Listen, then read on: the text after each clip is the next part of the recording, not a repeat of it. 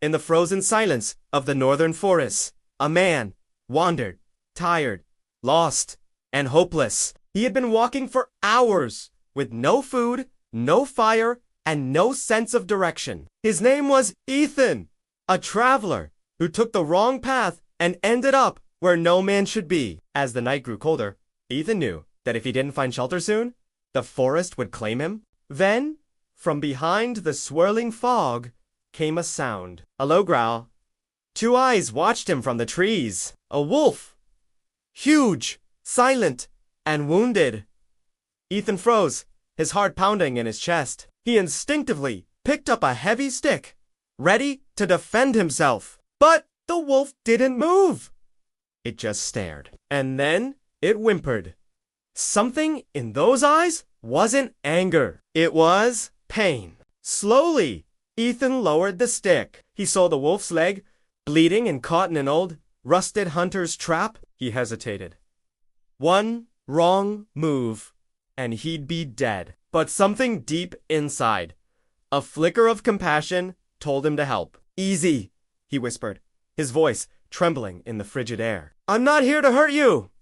He reached out slowly. The wolf snarled, but didn't attack. Ethan grabbed a thick branch, wedged it into the trap's jaws, and pried it open with all his remaining strength. The metal snapped free. The wolf jumped back, limping away into the shadows.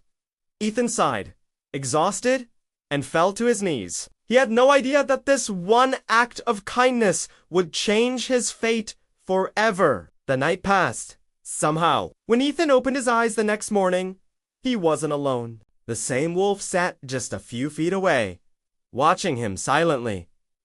Its wound was still fresh, but its eyes were calm. A weak smile touched Ethan's cracked lips. You again, he said softly. Guess we're both lost, huh? The wolf responded with a soft growl and tilted its head. He offered the last piece of his food, a small, dry piece of bread. The wolf sniffed it cautiously, then took it gently from his hand. A strange peace filled the forest that morning. A man and a beast, bound by a shared struggle for survival. As night fell again, a snowstorm began to brew, growing worse with each passing minute. The small fire flickered low. Ethan shivered under a broken shelter of branches. The wolf lay nearby, its eyes half. Suddenly, a distant howl broke the silence. Then another, and another. The pack was near. The wolf Ethan had held was one of them. And now they were coming. Ethan grabbed a burning stick from the fire, his breath trembling in the cold. Snow fell harder, and the forest echoed with guttural growls. Shadows moved between the trees as yellow eyes appeared all around him. Ethan's pulse raced. The wolf he'd helped stood up, placing itself between him and the darkness. It growled, but not at Ethan. It growled at the pack. In that terrifying moment, Ethan understood.